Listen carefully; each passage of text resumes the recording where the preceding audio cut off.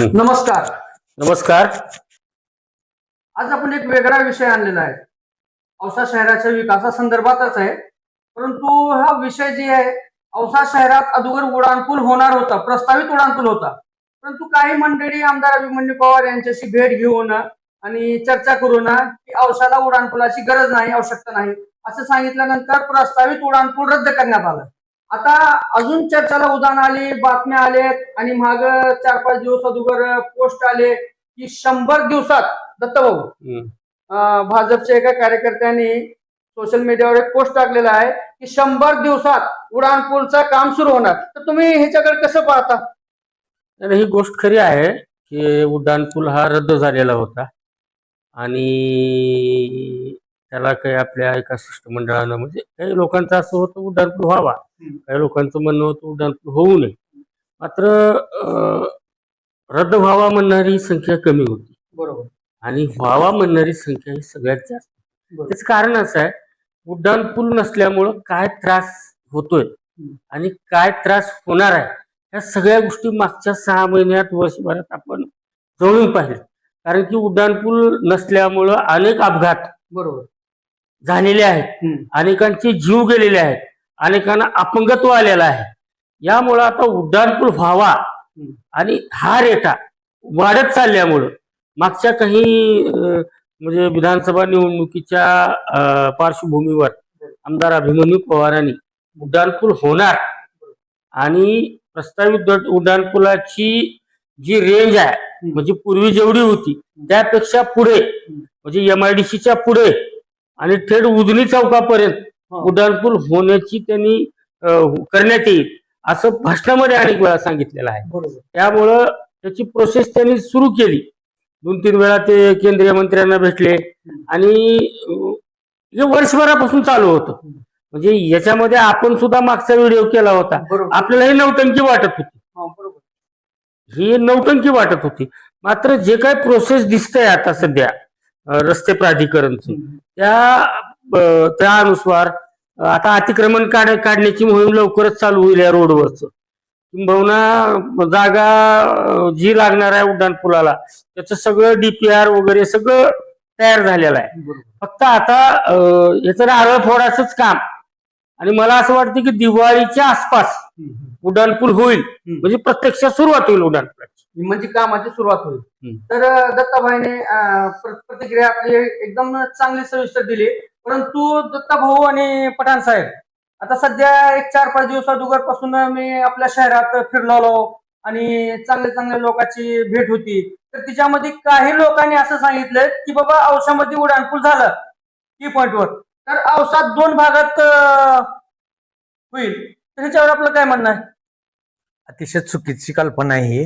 नाही, सोशल मीडियावर पण पोस्ट टाकलेले आहेत की बाबा औसा शहरात जर उड्डाणपूल झालं तर औसाचे 2 भाग होणार. चुकीची कल्पना आहे, कारण असं कधी होत नाही. आणि हे असेच लोक बोलायला लागलेत जे कधीतरी महिन्यातनं 2 महिन्यातनं एकदा त्या चौकात येतात किंवा आपल्या प्रॉपर्ट्या वाचवण्यासाठी बोलणाऱ्याची संख्या जास्त आहे किंवा काही विशिष्ट हेतूनी प्रेरित होऊन हे असे लोक बोलायला लागलेत. अहो, उड्डाणपुलाची आवश्यकता काय आहे हे तिथून जाणाऱ्या येणाऱ्याला माहित आहे. तिच्यात अजून एक ही जी सांगितलेत ना, जसं की आमदार अभिमन्यू पवार यांनी सांगितलंय की बाबा औशामधून उड्डाणपूल होणार आणि बायपास पण होणार. तर ती बायपास होणार आहे तर उड्डाणपूल कशाला? उड्डाणपूलची काय गरज आहे याच्यासाठी बोलतात लोक. बायपास हा वेगळा ऐका, बरोबर. आणि पुलांची संकल्पना किंवा त्याचा फायदा हा वेगळा आहे.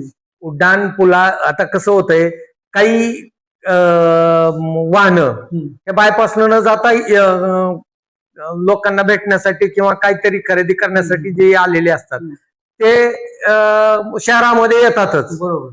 त्याच्यामुळं चौकातनं जी काही कोंडी होती ना, मोठे वाहनं समजा जातील बाहेरनं, पण बारकी जी वाहनं आहेत ज्यांचा औषधाशी काही कामानिमित्त संपर्क येतो अशी वाहनं ती येणारच आहेत. किंवा मागच्या वेळेस आपण सांगितलं की बाबा काही ट्रान्सपोर्टची वाहनं आहेत ते काय बायपासनं जाणार नाहीत, ते शहरातनच येणार, कारण त्यांना तिथला माल उतरवायचा असतो किंवा घ्यायचा असतो. अशा वाहनांना तुम्हाला हा उड्डाणपूल लागणारच आहे. कारण उड्डाणपुला अभावी जे जीवितहानी जी व्हायला लागली बरोबर. ते जाम ते आणि ते वेळ. काही काही काही लोकांना असं वाटतं की बाबा उड्डाणपूल झाल्यामुळे इथल्या ज्या चौकामध्ये जे काही व्यावसायिक आहेत त्या व्यावसायिकावर उपासमारीची किंवा बेरोजगाराची कुऱ्हाड कोसळेल, असं काहीच नाही.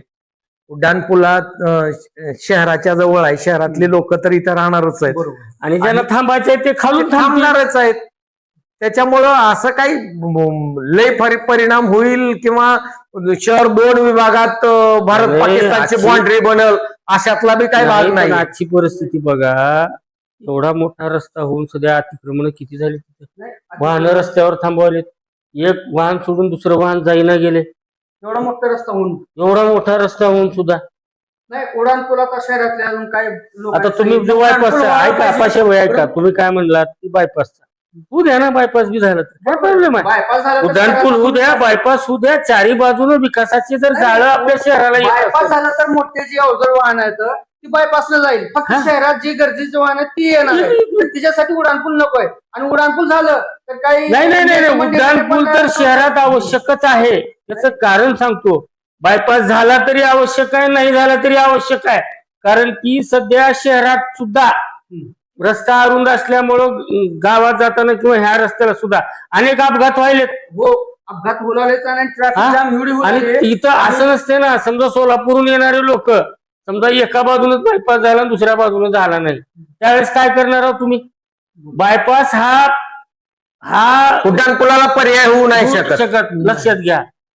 मग उड्डाणपूल आता बरेच लोक आपले पाहुणे औषध आहेत म्हणून समजा आता बरेच कर्नाटककडे असतील, सोलापूर, बरेच ह्याच्यातून पाहुणे लातूरला जातात, चला पाहुण्याच्या घरी जाऊ म्हणून तर गावात येत असतील ना, बरोबर. गावात तर येत असतील ना. मग त्या लोकांनी काय उड्डाणपूल यायचं म्हटल्यानंतर तिथून वरून जाणारे वेगळे आणि खालून येणारे वेगळेच आहेत ना. नाही नाही, मी काय म्हणालो, उड्डाणपूल जर झालं तर पिल्लरचं चांगलं आहे का ही जी भिंती आहेत ती? उड्डाणपूल कसा करावा हा. तो त्या रस्ते प्राधिकरणचा विषय.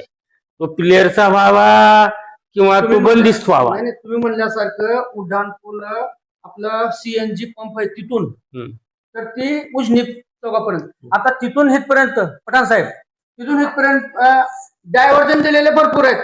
म्हणजे शहरात जोडणार आहे ना. रस्ते, जसं की औसा शहरात मुख्य चौक आहे, तिच्या पुढे गेलं केदारनाथ मंगल कार्यालयापासून मार्केट यार्डला जाते. इकडे याकतपूर रोड आहे, इकडे सारोळा रोड आहे. रोड आहे. मग तिच्या अजून पुढे गेलं तर एक शहराला जोडणार रस्ता आहे. तर हिच्यासाठी ही जी उड्डाणपूल आहे ही भिंतीचं झालं तर ती बोगदा कसं नाही नाही, त्या त्या रस्त्याच्या बाजूनं ती जागा तरी सोडणारच. बरोबर. आता तुम्ही परवा धाराशिवला आपण गेलतो तिने बरोबर सोडले ना. म्हणजे जिथं शहर तिथं गाव लागते. आता बेलकुंडला गाव दोन्ही बाजून, बोरफळला जिथं गाव असेल तिथे 100% सोडतात दोन्ही नाही, बाजू. आता आपल्या औसा शहरामध्ये पण पॉवर हाऊस वर उड्डाणपूल झालेला आहे, नागस वगैरे असतात. तिथे पण सोडले. हा, सोडलंय, परंतु ती जी आहे ना ती लई लहान आहे. नाही, ते वेगळी मागणी करू शकता तुम्ही, मोठे करा म्हणून. हा विषय टेक्निकल झाला, परंतु तो नसावाच हा विषय चुकीचा आहे. बरं, आता ही तर उड्डाणपूल आमदार साहेबांनी तर सांगितलं की होणार आहेच म्हणून. आणि भविष्यात आम्हाला पण अपेक्षा आहे की उड्डाणपूल व्हावं म्हणून. कारण काय, ही वाढती लोकसंख्या, वाढती वाहन